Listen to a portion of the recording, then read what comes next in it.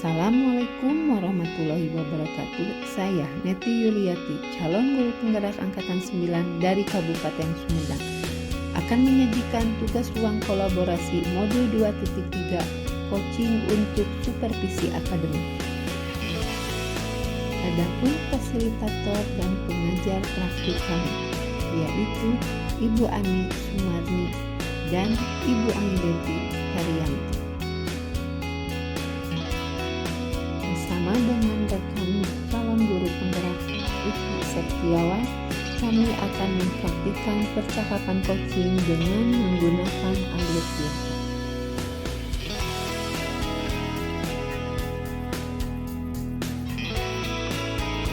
Berikut adalah video praktik coaching dengan rekan CGT lainnya.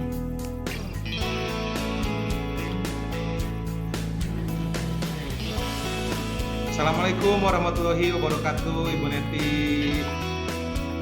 Waalaikumsalam, Pak Riki. Selamat siang, Bu Neti. Apa kabar hari ini? Selamat siang juga, Pak Riki. Alhamdulillah, hari ini saya dalam keadaan sehat walafiat. Bagaimana kabar Pak Riki hari ini juga? Alhamdulillah, baik, Ibu Neti. Mohon maaf ini, Bu Neti, saya mengganggu waktunya. Barangkali ada waktu beberapa menit untuk mengobrol nih siang ini. Iya, kayaknya hari ini saya tidak sibuk. Mangga, Pak Riki. Untuk apa yang ingin Pak Riki sampaikan hari ini? Jadi saya ini ingin curhat aja ya Bu ya, ngobrol-ngobrol ya. Boleh. Tentang permasalahan anak di sekolah. Jadi anak tersebut itu malas mengerjakan tugas, Bu Neti. Padahal dia ada keinginan. Hanya saja dia lupa karena keasikan main gadget, Bu Neti. Oh, jadi Pak Riki mempunyai permasalahan pada salah satu siswanya ya. Menurut Pak Riki, percakapan kita hari ini untuk apa? Tujuannya untuk apa? Jadi Apa sebenarnya yang yang ingin Pak Riki harapkan? ingin saya harapkan itu adalah ada pencerahan tentunya ya, kemudian ada solusi dari hasil obrolan kita hari ini agar permasalahan yang saya hadapi ini bisa teratasi gitu, Bu Neti. Ya, mudah-mudahan ya Pak Riki obrolan kita ini bermanfaat. Amin. Saya ingin tahu permasalahan seperti apa secara detailnya yang sekarang ingin Pak Riki sampaikan. Iya. Jadi Bu, setiap kali saya mengerjakan mengasih tugas ke anak itu, jadi anak tersebut itu jarang sekali atau malah tidak pernah mengerjakan tugas di rumah ya, terutama ya Bu Neti ya, di rumahnya karena dia itu asik main gadget, itu lupa waktu. Nah, ketika saya tanya di sekolah, kenapa nak tidak mengerjakan tugas? Dia bilang, Pak, saya itu mau sebenarnya mengerjakan tugas, saya itu ingin gitu mengerjakan tugas, tapi saya selalu lupa waktu karena keasikan main gadget gitu, Bu. Oh, jadi permasalahan Pak Riki adalah menghadapi siswa yang malas tidak mengerjakan tugas karena kelupaan lebih asik main gadget. Ya Pak ya? Betul, Bu. Uh, Pak, iya, kita sadari bahwa tantangan bagi kita ya Pak, bahwa kita itu harus bersaing dengan teknologi di mana anak betul. lebih senang dengan teknologi, apalagi dengan gadget, banyak sekali permainannya ataupun apa-apa yang dapat dia lihat sampai lupa ke tugas yang diberikan. Nah, menurut Bapak kira-kira apa yang menjadi hambatan anak tersebut selain tadi lupa mengerjakan tugasnya? Ya. Jadi kalau dari hasil selama ini ya Bu ya, memang pemantauan dari orang tua juga kurang ya Bu ya. Jadi anak itu ya dilepas begitu aja gitu. Tanpa orang tuanya menanyakan ada tugas atau tidak. Padahal kan itu merupakan tanggung jawab ya Bu ya. Tanggung jawab anak untuk mengerjakan tugasnya di rumah tanpa dia kehilangan haknya untuk bermain gitu Bu. Iya, di sini ya berarti hambatannya yang tadi Pak Riki katakan bahwa kurangnya komunikasi mungkin ya anak dengan orang tua yang seharusnya diharapkan anak mempunyai tanggung jawab dan menyadari bahwa mengerjakan tugas adalah kewajiban dia. Nah, menurut Pak Riki, apa solusi yang akan Pak Riki lakukan? Sebenarnya ada beberapa rencana nih Bu ya setelah ngobrol bersama orang tuanya. Jadi memang insya Allah akan melakukan komitmen kesepakatan gitu Bu, baik itu bersama orang tuanya, kemudian dari anaknya itu sendiri. Jadi orang tuanya bisa mengontrol anaknya di rumah, kemudian anaknya pun paham tentang kewajiban-kewajiban yang harus dia laksanakan. Nah kemudian saya pun ikut berperan mengingatkan gitu Bu, mengingatkan ke orang tuanya, bisa melalui WA, sekarang kan ada WA ya, kemudian mengingatkan juga ke anaknya. Jadi mudah-mudahan terjalin komunikasi yang baik antara kami gitu, antara guru, orang tua juga anak tersebut. Ya, tadi Pak Riki menyebutkan bahwa adanya kontrol dari orang tua. Kan kita selama di sekolah pasti kita mengetahui karakter anak, tapi mungkin di rumahnya berbeda.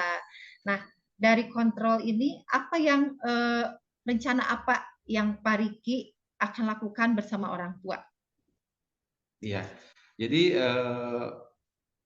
nanti diharapkan gitu ada daftar yang harus dilakukan oleh anak gitu ya. Kalau di sekolah kan sudah ada ya Bu ya, daftar yang harus dilakukan oleh anak, apa yang tidak gitu. Nah di rumah juga diharapkan seperti itu, ada daftarnya gitu. Nah salah satunya adalah mengerjakan tugas yang diberikan dari sekolah untuk dikerjakan di rumah gitu. Ya itu ya Pak ya, rencananya sangat baik sekali. Selain rencananya, itu sudah ada rencananya, kira-kira strategi apa lagi Pak yang akan Bapak lakukan selain tadi berkaitan dengan kontrol, dan juga ini yang terpenting adanya komunikasi antara Bapak, orang tua, dan siswa. Contoh strategi komunikasinya seperti apa Pak?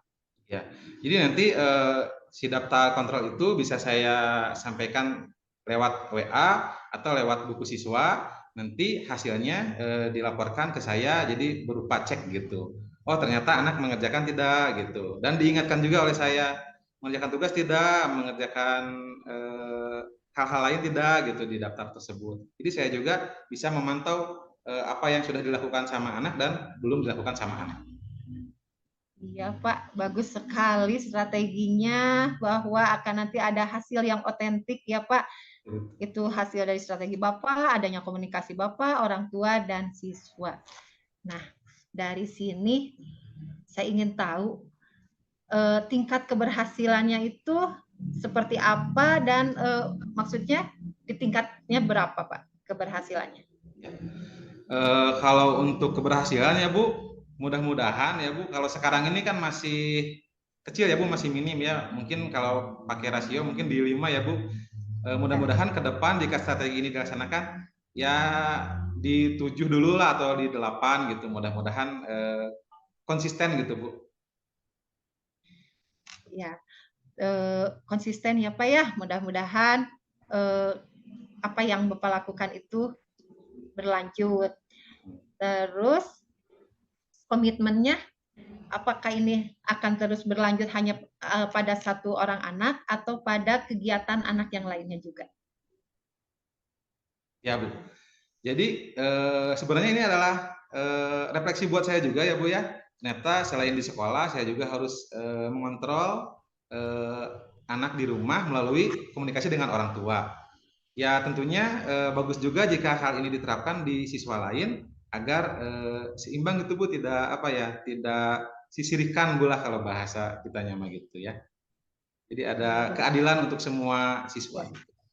Iya, bagus sekali Pak ya komitmennya bahwa kita adil pada siswa, bahkan mungkin kita juga secara tidak langsung mengetahui perilaku anak yang lainnya.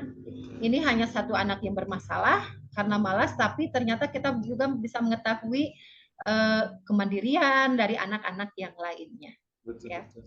Iya, Bu.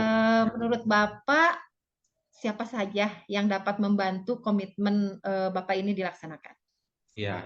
Eh, untuk komitmen ini yang bisa membantu saya tentunya peran penting dari orang tua itu sendiri, kemudian adanya umpan balik dari anak juga, dan tentu saya sebagai guru juga harus tetap konsisten menjalankan hal tersebut. Jadi hasil evaluasi tersebut bisa saya jadikan bahan untuk refleksi gitu, yang bisa nanti disaringkan ke rekan-rekan yang lain gitu. Ya, kira-kira Pak, boleh tanya ya, kapan ini rencana Bapak ini akan dilaksanakan? Ya, tentunya saya ingin secepatnya ya Bu ya, karena permasalahan ini takutnya berlarut-larut. Mudah-mudahan dalam waktu dekat saya bisa merealisasikan hal ini agar permasalahannya cepat diselesaikan gitu. Ya Pak, mudah-mudahan bisa segera dilaksanakan, dan saya pun berharap tindak lanjut dari kegiatan ini sebagai masukan bagi saya, mungkin juga untuk guru-guru yang lainnya. Jadi ditunggu laporan lagi dari Bapak, mungkin kita akan berbincang-bincang lagi mengenai tindak lanjut yang sudah Bapak laksanakan. Amin, amin Bu. Nanti setelah ini saya terapkan, nanti saya akan sampaikan lagi ke Bu Neti, kita obrolkan lagi ya Bu ya. Iya Pak, betul sekali. Mudah-mudahan kegiatan yang Bapak laksanakan berhasil, dan ada tindak lanjutnya juga dan bermanfaat untuk siswanya juga, dan juga untuk rekan-rekan Bapak juga. Pak, saya ingin menanyakan bagaimana perasaan Bapak setelah kita melakukan pembicaraan ini? Alhamdulillah Ibu, terima kasih sekali, banyak-banyak terima kasih. Saya merasa lega, unek-unek saya sudah tersampaikan, kemudian tercerahkan juga dengan solusi-solusi dan strategi. Mudah-mudahan bisa saya terapkan dan berharap hasilnya baik. Itu Bu, amin. Iya, ya, mudah-mudahan amin ya Pak. Semoga rencananya dapat dilaksanakan dan itu segera, supaya pencerahan juga untuk guru-guru yang lainnya. Amin, amin. Ibu, terima kasih ya Ibu atas waktunya. Mohon maaf mengganggu. Mudah-mudahan di lain kesempatan kita bisa lanjut. Sama-sama Pak, terima kasih juga karena ini masukan juga bagi saya untuk bisa menyampaikan pada yang lain juga, jika ada permasalahan seperti ini bisa menghubungi Pak Riki. Amin. Baik Ibu, terima kasih. Assalamualaikum warahmatullahi wabarakatuh. Waalaikumsalam warahmatullahi wabarakatuh.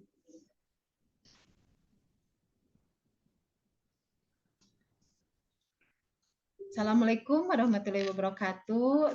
Selamat siang Pak Riki. Waalaikumsalam warahmatullahi wabarakatuh. Selamat siang Ibu Neti. Apa kabarnya hari ini Pak Riki? Alhamdulillah Bu Neti baik-baik saja. Gimana Bu Neti hari ini kabarnya? Untuk diri saya alhamdulillah Pak, namun ada beberapa hal yang ingin saya sampaikan, makanya untuk hari ini saya mau minta waktu luang Bapak 10 atau sampai 15 menit untuk saya menyampaikan sesuatu. Oh iya Bu, silakan Bu. Insya Allah saya ada waktu untuk hari ini. Apa yang ingin Ibu Neti bicarakan pada kesempatan siang ini? Ini Pak, ada beberapa hal yang ingin saya sampaikan mengenai permasalahan yang ada di kelas saya Pak. Iya, iya, iya. Jadi apa nih yang ingin Bu Neti harapkan dari hasil obrolan kita hari ini? Dari obrolan kita hari ini, saya mengharapkan saya dapat menemukan solusi dari permasalahan yang saya alami di kelas, Pak, yaitu berkaitan dengan pembelajaran di kelas. Oh iya, pembelajaran seperti apa Bu Neti yang menjadi permasalahan Ibu Neti? pembelajaran yang saya alami di kelas, permasalahannya yaitu Pak, saya tuh ingin pembelajaran di kelas itu menggunakan gadget, anak membawa HP ke sekolah. Namun setelah saya melakukan hal tersebut, ternyata ada keraguan untuk melaksanakan kegiatan tersebut lagi, Pak. Oh, jadi Ibu Neti ingin menerapkan pembelajaran berbasis teknologi ya? Ya, Tadi ada keraguan. Nah, keraguan yang seperti apa yang Ibu Neti khawatirkan gitu? ini Pak, keraguannya ada dua ya. Yang pertama datang dari orang tua, Pak. Di mana orang tua ini merasa khawatir ketika anak harus membawa gadget atau HP ke sekolah.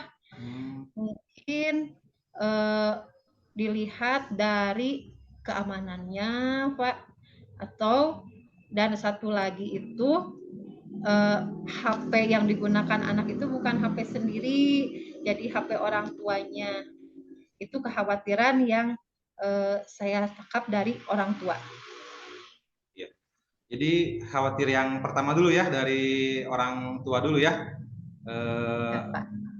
Kemudian untuk kekhawatiran ini apa sih hal yang bisa Bu Neti lakukan atau antisipasi gitu, minimal bisa mengantisipasi agar hal tersebut tidak terjadi?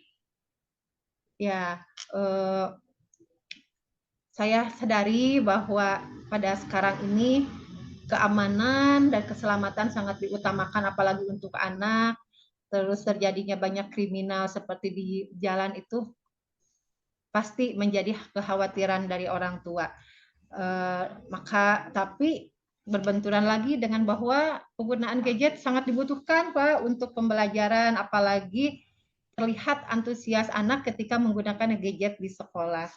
Nah, yang akan saya lakukan mungkin yang pertama memberitahukan pada orang tua jadwal-jadwal penggunaan gadget atau manfaat gadget yang akan digunakan di sekolah. Menegaskan bahwa penggunaan gadget di sekolah untuk pembelajaran. Nah, namun berkaitan dengan keamanan dan keselamatan, itu menjadi hal yang saya pikirkan juga, Pak. Ini suatu kekhawatiran juga buat saya, karena mungkin saya tidak bisa bertanggung jawab apabila terjadi sesuatu tersebut. Jadi di sini pentingnya ada suatu komitmen ya Bu Neti ya, bersama orang tua, juga dari Bu Neti sendiri dan juga dari peserta didik ya. Kemudian ada hal yang ingin diharapkan itu tanggung jawab ya Bu Neti ya. Ya, Pak. Tanggung jawab. Jadi bentuk tanggung jawab yang seperti apa nih, dari peserta didik sendiri atau bagaimana?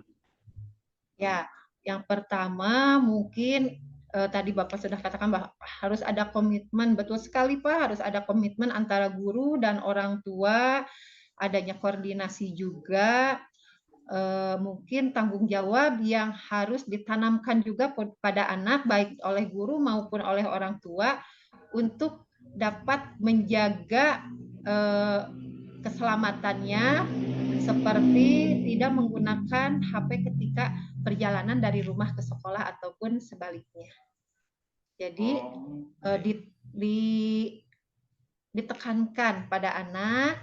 Jadi saya berkoordinasi dengan orang tua, berkomitmen juga bahwa penekanan pada anak untuk menjaga keselamatannya, yaitu dengan tidak menggunakan HP selama di perjalanan dari rumah ke sekolah ataupun sebaliknya. Ya, jadi ada bentuk tanggung jawab ya Bu Neti ya. Jadi itu juga bisa jadi sebuah strategi ya. Ada hal lain tidak yang bisa dibuat oleh Bu Neti berupa rencana aksi ya, semacam strategi-strategi tersebut? Strategi yang dapat saya lakukan mungkin yang pertama khusus untuk kekhawatiran orang tua ini ya Pak ya. Jadi orang tua menyimpan atau mempersiapkan anak dari rumah, menyimpan HP-nya dengan pengawasan orang tua. Jadi mengetahui bahwa orang tua ini HP-nya disimpan di mana dan menyimpannya di tempat yang aman. Misalkan di tasnya di sebelah mana, tidak di bagian luar. Strateginya seperti itu. Terus yang utama juga koordinasi dengan guru, menginformasikan bahwa anaknya misalkan sudah berangkat ke sekolah seperti itu, dan mungkin ketika sudah sampai ke sekolah saya juga memberitahukan bahwa anaknya sudah ada di sekolah dan HP-nya juga ada. Oh iya. Supaya kekhawatiran orang tua itu berkurang. Ya, betul Bu Neti. Nah, dari strategi yang tadi Bu Neti paparkan itu sudah sangat menarik ya. Jadi ukuran keberhasilan dari strategi yang Ibu akan lakukan itu bagaimana ya Bu ya? Ya, ukuran dari keberhasilan strategi yang saya lakukan mungkin kalau dulu sebelumnya kekhawatirannya sangat besar ya orang tua, mungkin dari sekarang bisa berkurang kekhawatiran orang tua, bisa lebih kecil dari sebelum adanya komitmen. Mungkin kekhawatiran orang tua yang misalkan rentangnya tinggi dari kemarin itu 8, mungkin bisa sampai ke 4 lah Pak. Jadi kekhawatiran orang tuanya berkurang. Ya. Semoga ya Bu Neti ya, dengan strategi yang Ibu paparkan tadi bisa ukuran keberhasilannya bisa meningkat gitu ya Bu ya. Nah itu kan tadi dari komitmen orang tua ya, kemudian peserta didik juga. Nah kalau sekarang nih, apa nih komitmen yang bisa dilakukan oleh Bu Neti, dan juga kemungkinan siapa nih yang bisa membantu agar strategi yang Ibu rencanakan itu bisa berjalan dengan baik? Ya, komitmen ini tentunya dengan orang tua, dan itu akan berjalan selama kegiatan pembelajaran penggunaan gadget tersebut. Dan ini akan continue Pak ya, akan dilakukan ketika saya menggunakan pembelajaran dengan menggunakan gadget sebelumnya akan berkoordinasi dengan orang tua. Alangkah lebih baiknya lagi mungkin saya harus membuat jadwal kapan untuk menggunakan gadget. Jadi ada program tersendiri buat saya untuk pembelajaran dengan menggunakan gadget. Adapun orang yang terlibat dalam masalah atau solusi ini, yaitu yang pertama orang tua pastinya, yang kedua siswanya juga, siswa yang diharapkan dapat memahami apa kekhawatiran dari orang tua dan dari guru. Jadi siswa pun harus bertanggung jawab jika ingin pembelajaran menggunakan gadget. Jadi adanya sikap yang muncul dari siswa jika ingin pembelajaran menggunakan gadget, maka dia akan berusaha untuk mematuhi apa yang diinginkan orang tua dan guru untuk keselamatan diri siswa. Itu Pak. Jadi adanya program yang terencana dan sistematis dan keberlanjutan ya Bu ya. Kemudian ada juga peran orang tua, juga dari siswanya itu sendiri ya Bu ya, dari peserta didik itu sendiri. Ya Pak. Ya mudah-mudahan dapat terlaksana dengan baik. Kemudian mudah-mudahan di lain kesempatan ini Bu Neti bisa bercerita-cerita kembali. Saya ingin dengar nih nanti Bu Neti setelah strateginya diterapkan, saya mau dengar nih bagaimana nih hasilnya gitu ya Bu Neti ya. Gimana Bu Neti perasaannya setelah kita ngobrol-ngobrol hari ini nih, siang ini nih? Iya Pak, perasaan saya lega sekali. Alhamdulillah. Saya datang ke Bapak dengan beban atau kekhawatiran mengenai pembelajaran, khususnya untuk keselamatan siswa di sini. Jadi saya ada sedikit pencerahan mengenai apa yang harus saya lakukan dengan solusi yang telah dibicarakan sama Bapak. Mudah-mudahan yang terbaik ya Bu Neti ya untuk solusi permasalahan dari Bu Neti. Kita sudah berbagi ya hari ini. Semoga apa yang Ibu Neti rencanakan berjalan dengan lancar. Ditunggu kabar baiknya nih Bu Neti ya di lain kesempatan. Iya Pak, insya Allah Pak, nanti setelah saya menerapkan, melaksanakan apa hasil dari diskusi kita ini mengenai pembelajaran menggunakan gadget dan mementingkan keselamatan siswa itu, nanti akan saya laporkan lagi ke Bapak. Insya Allah nanti saya mungkin berkunjung lagi ke Bapak ya Pak, menceritakan hasilnya. Ya, ditunggu Bu Neti nih. Ya, mungkin itu Pak pembicaraan kita hari ini. Maaf telah mengganggu waktunya. Mudah-mudahan kita bertemu lagi pada kesempatan yang lebih baik lagi. Ya, Terima kasih Pak Bu Neti atas waktunya. Sama-sama Bu Neti. Assalamualaikum warahmatullahi wabarakatuh. Waalaikumsalam warahmatullahi wabarakatuh. Kesimpulan dari kegiatan ini adalah melalui praktek ini kami sudah memahami konsep coaching dalam konteks pendidikan. Komunikasi yang memberdayakan sebagai keterampilan dasar coaching. Percakapan coaching dengan alur cerita dan supervisi akademik yang menggunakan paradigma berpikir coaching baik melalui pembelajaran mandiri dan diskusi. Tentu hal ini didapatkan dari hasil berkolaborasi dengan rekan calon guru penggerak lainnya untuk membentuk komunitas praktisi secara daring. Terima kasih atas perhatiannya. Salam guru penggerak.